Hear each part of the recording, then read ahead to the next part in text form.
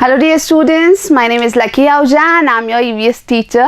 So students, in class 4th EVS we have started learning our chapter 10, that is V and water, and today we are going to continue this chapter with part 2 of this chapter. Let's start. So we were discussing some things about groundwater and now today we have to see why water is dirty. So it is believed that flowing water is clean, but it is not so at all places. Dirty rainwater flowing from homes, offices, factories meets the flowing water and then that water does not remain clean anymore. So dear students, you have to think about this thing, that the flowing water is generally considered as clean, but it is not so always. So what happens, why it is not clean always? Because the dirty rainwater which flows from different places, like from homes, from offices, from factories, etc., it meets the flowing water in the sources of water, and then that dirty water also makes the flowing water dirty. तो बच्चों आपको ध्यान रखना है कि पानी वास्तव में गंदा कैसे हो जाता है, ये समझना ज़रूरी है। तो सामान्यतः ये माना जाता है कि जो बहता जल होता है, जो अलग अलग जल के स्रोतों से बहता है, वो बहता जल साफ होता है, क्लीन होता है। लेकिन अब हमेशा ऐसा देखने को नहीं मिलता है, या हर स्थान पर बहता हुआ जल साफ नहीं पाया जाता है। क्यों? क्योंकि जो हमारे घरों से गंदा पानी निकलता है, जो भी हमारे नालों आदि से गंदा पानी निकलता है, ऑफिसेस से गंदा पानी निकलता है, फैक्ट्रीज से गंदा पानी निकलता है, उसके अलावा और भी अलग अलग जगह से जो भी बड़े उत्पादन के क्षेत्र हैं, बड़े बड़े संस्थान हैं, वहाँ से जो सारा गंदा पानी निकलता है, अक्सर उस पानी को अच्छे साफ सुथरे बहते जल में ही छोड़ दिया जाता है, वो दोनों को मिला दिया जाता है, और इस कारण से जो बहता पानी है वो भी साफ नहीं रह पाता है। तो ये एक चिंताजनक विषय है, आपको इस बारे में समझना ज़रूरी है। Now in our country, water in many rivers gets dirty in this manner. So we can understand that river water which flows is actually clean, but the dirty rainwater from different places actually mixes with it and it makes the river water dirty too. तो बच्चों, यहाँ आप देख रहे हैं कि हमारे देश में भी ऐसा होता है कि हमारी कई सारी नदियों का पानी इस प्रकार से गंदा हो गया है कि साफ सुथरे नदी के पानी में ही अलग अलग जगहों से गंदा पानी जो निकल रहा है, घरों से, फैक्ट्रियों से, ऑफिस से जो भी गंदा पानी निकल रहा है, उसे उस नदी के पानी में छोड़ दिया जाता है, मिला दिया जाता है। And here in this picture you can see that this water which was or which used to be clean some years ago now has not remained clean, and you can see people who are throwing garbage in it and who are doing different activities and making the water dirty. तो आप देख सकते हैं कि हमारे आसपास में नदियों को, तालाबों को हमने इस प्रकार बहुत गंदा कर दिया है। Now, like in Balotra, that is in district Barmer, dirty water flowing from the cloth dyeing industries situated around river Luni meets river Luni. Due to this, the water of Luni river is getting dirty and is stinking, and use of this water can lead to several diseases. So here is an example from our state. So there is a place named Balotra which is in district Barmer. So dirty water flowing from cloth dyeing industries is actually meeting the waters of river Luni and making it dirty. So Luni river's water is getting dirty due to the dirty water which is flowing from different industries. And now this water of river Luni cannot be used for drinking. Why? Because use of this water can lead to different kind of diseases. तो बच्चों, एक उदाहरण हमारे पास हमारे राज्य से है, आप उस उदाहरण को देख सकते हैं कि हमारे यहाँ जो बाड़मेर जिला है, वहाँ पर बालोतरा नाम की जगह है, और उस बालोतरा नाम की जगह में बहुत सारी इंडस्ट्री है क्लोथ डाइंग की, यानी कपड़ों को प्रिंट करने की या छापने की बहुत सारी इंडस्ट्री है। रंग की, कपड़ों के रंग करने की बहुत सारी इंडस्ट्री है, और उसके कारण उन इंडस्ट्री से जो गंदा पानी निकल रहा है, उस गंदे पानी के कारण जो लूनी नदी है, जो हमारे राजस्थान की एक मुख्य नदी है, उसका पानी बहुत गंदा हो गया है, क्योंकि वो इंडस्ट्री का पानी उस लूनी नदी के पानी में मिल जाता है, और इस कारण वो लूनी नदी का पानी भी गंदा होकर के सड़ने लग गया है, और अब वो नदी का पानी पीने योग्य नहीं रह गया है, क्योंकि उस गंदे पानी के मिल जाने से नदी का पानी पूरा गंदा हो गया है, और अब उसको पीने से बहुत सारी बीमारियां हो सकती है। तो ये एक उदाहरण है, इसके अलावा भी ऐसा कई जगह पर हो रहा है। Now we need to talk about cleaning of water, that what steps are being adopted by different kind of organization or our government. Now we should keep water sources like wells, step wells, lakes, ponds, rivers clean, and Indian government has started integrated Ganga protection program by the name Namami Gange, and in this people of residing on the banks of river Ganga will be involved, and which would lead to good and long lasting results. So here is one major step taken by our government. So they have started an integrated Ganga protection program, as Ganga is the a very important river of our country. You must have heard the name of Ganga river. So there is a project named Namami Gange, and this project actually focuses on cleaning of waters of river Ganga. Now in this, people residing on the banks of river Ganga, they will be involved, and this would lead to good and long lasting results, it is supposed. Now you have to understand all this thing. बच्चों, आपको समझना है कि हमारे यहाँ क्योंकि पानी जो है नदियों का या और भी अन्य स्रोतों का वो गंदा होता जा रहा है। जैसे हमारे आसपास जो भी पानी के स्रोत हैं, भले कुएं हैं, तालाब हैं, नदियां हैं, झीलें हैं, हमें उन सबको साफ रखना चाहिए, उनको साफ रखने के प्रयास करने चाहिए। और हमारे देश की एक बहुत महत्वपूर्ण नदी है गंगा नदी। तो हमारी सरकार ने उस गंगा नदी को साफ रखने के लिए या साफ करने के लिए एक इंटीग्रेटेड गंगा प्रोटेक्शन प्रोग्राम चलाया है, यानी एकीकृत गंगा सुरक्षा कार्यक्रम चलाया है, और उसे शुरू किया गया है नमामि गंगे के नाम से। और इस नमामि गंगे कार्यक्रम के तहत गंगा नदी को साफ करने का प्रयास किया गया है। और इसके अंतर्गत जो गंगा नदी के किनारे लोग रह रहे हैं, now you must understand that people live on the banks of river, तो वहाँ जो लोग रह रहे हैं उन सभी लोगों को इस प्रोग्राम में सम्मिलित किया गया है, उन्हें अपनी जिम्मेदारी समझाई गई है, ताकि इस प्रोग्राम के नमामि गंगे कार्यक्रम के लंबे कुछ अच्छे फायदे दिख सकें। और ये आशा की जा रही है कि जो गंगा नदी है वो जल्द ही वापस पहले की तरह बिल्कुल साफ नजर आने लगेगी। Now Ganga will be clean and contamination free. So it is expected that due to Namami Gange, Ganga will be clean and free of all the contamination. So here you can see the banks of river Ganga. So this is a holy river of our country. तो बच्चों, इस mission के साथ, इस नमामि गंगे अभियान के साथ माना जा रहा है कि गंगा अंततः साफ हो जाएगी और उसमें कोई प्रकार की भी गंदगी नहीं बचेगी। Now you have to do one activity here. So this is also interesting activity. If you are able to do, you can do it, but it is not necessary to conduct this activity. Just understand this.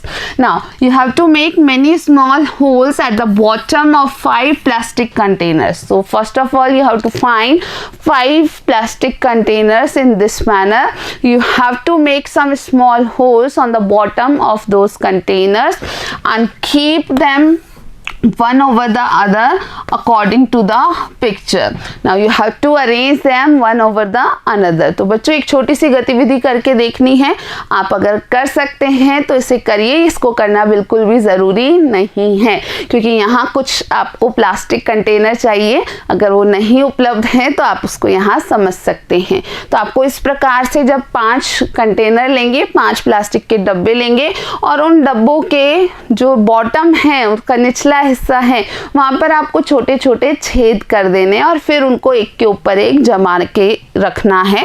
Now what you have to do next, at the lowest level place an empty container without holes. अब उन 5 container के नीचे last में एक container रखना है जिसमें कोई भी छेद नहीं करने हैं, यानी एक आखिरी डब्बा रखना है सबसे नीचे और उसमें कोई भी छेद नहीं करने हैं।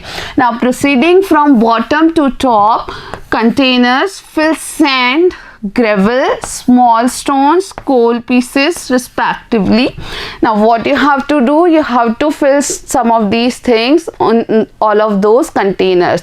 आपको करना क्या है कि नीचे से ऊपर की ओर सबसे नीचे वाला कंटेनर खाली रहेगा, उसमें कोई छेद आपने नहीं किए हैं, तो उससे ऊपर वाले पर आपको क्या करना है, आपको उसमें थोड़ी सी रेत डालनी है, उसके बाद आपको बजरी डालनी है, उसके बाद छोटे छोटे आपको पत्थर डालने हैं, उससे अगले जो डब्बा है उसमें आपको थोड़े से कोयले के टुकड़े डालने हैं।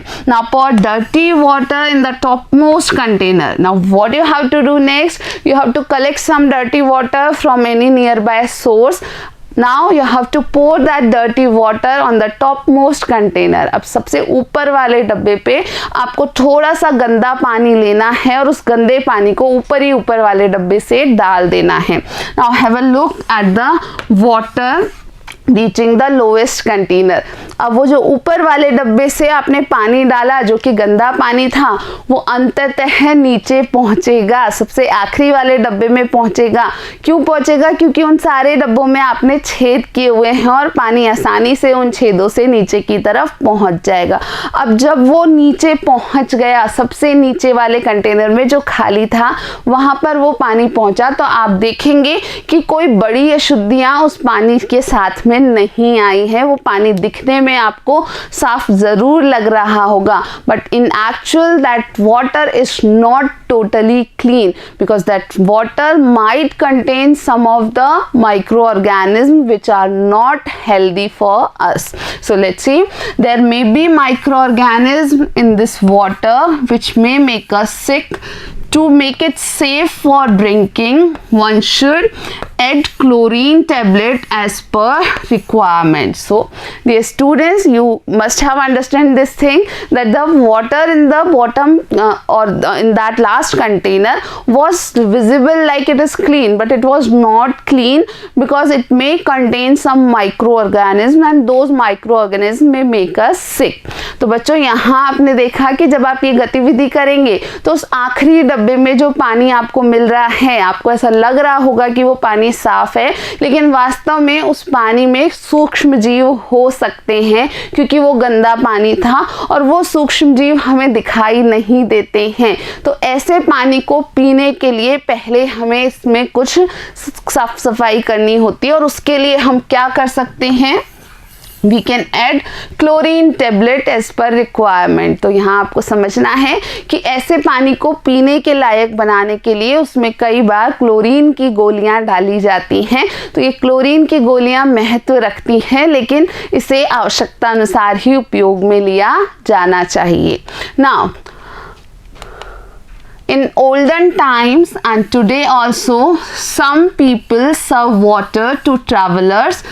In our Indian culture, serving water to the thirsty is considered a holy act. So, water booths are set up at many places for the travelers. So, this is one thing, the part of our culture, that in our country, in our culture, in olden times and even today, some people serve water to travelers and they consider this act as an holy act, and this act of drinking or giving water or providing water for drinking to travelers or to thirsty is considered as very holy act.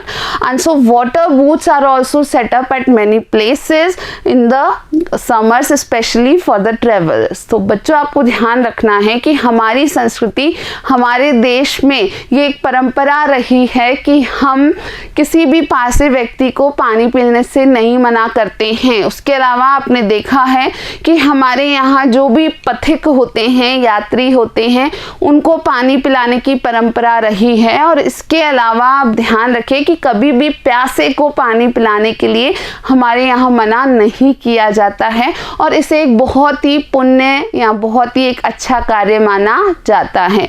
और साथ ही साथ आपने देखा होगा गर्मियों में खासकर पानी के प्याऊ लगे जाते हैं, वाटर बूथ्स लगाए जाते हैं ताकि कोई भी व्यक्ति प्यासा ना रहे। So this is about our culture, about our country, and I hope that you will also continue this kind of culture of our country. You will be a part of our culture of our country. तो बच्चों आप भी इन चीज़ों को जारी रखेंगे, आप भी हमारी संस्कृति की इन परंपराओं को जीवित रखेंगे, ऐसी आपसे आशा की जाती है।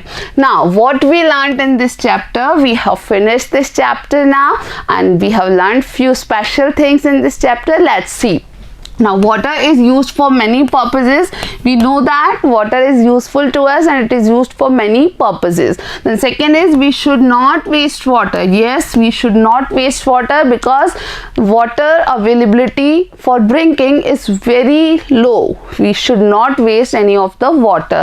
Then the third is water always flows towards the slope. That is true. You must know that water always flows towards the slope. Then the next is we should keep water sources clean. Yes, we should always keep the water sources clean. तो बच्चों इस अध्याय में हमने क्या क्या सीखा, बहुत सी चीज़ें सीखी। पानी के बारे में जाना हमने कि पानी के बहुत सारे उपयोग होते हैं।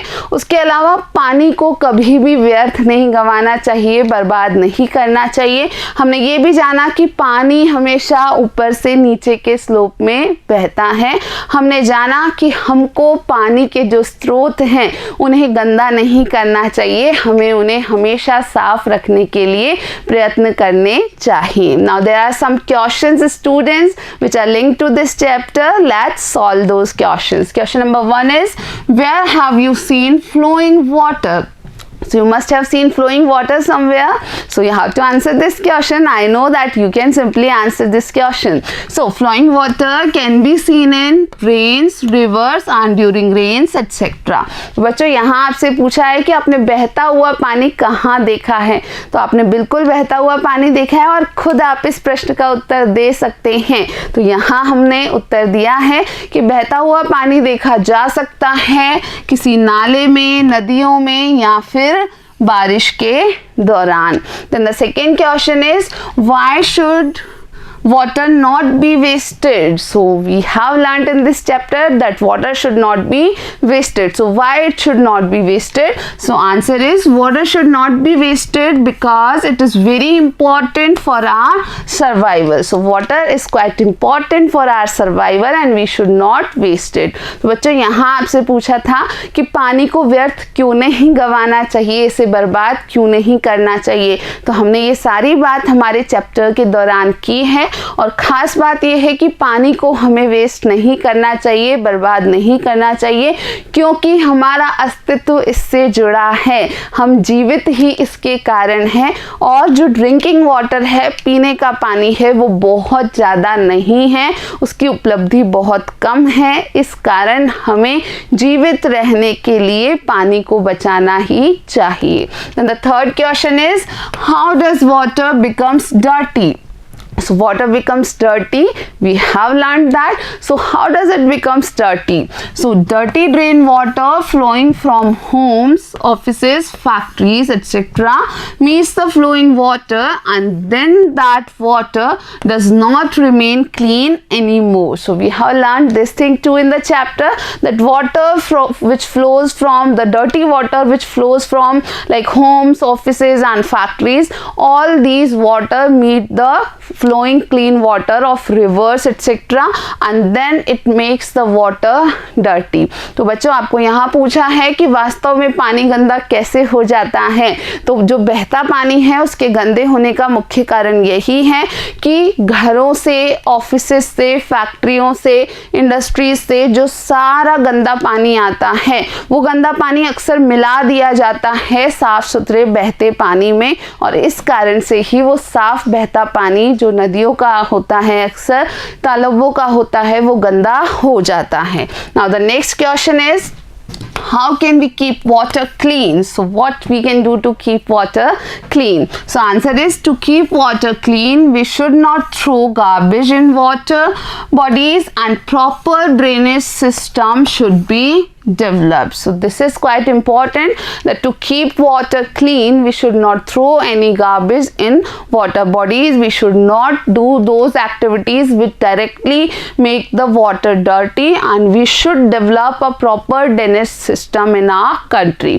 तो बच्चों हम कैसे पानी को साफ सुथरा रख सकते हैं? तो साधारण सी बात है कि हमें पानी में सीधे कूड़ा कचरा नहीं डालना चाहिए, हमें गंदे पानी को साफ सुथरे बहते पानी के साथ नहीं मिला देना चाहिए, और उसके अलावा ड्रेनेज की सही व्यवस्था हमारे यहाँ होनी चाहिए, या पानी के निकासी का सही तरीका हमको विकसित करना चाहिए। So dear students, this was all about this chapter and we have finished this chapter. So we will be starting new chapter 11 in our next class. Till then, thank you for watching.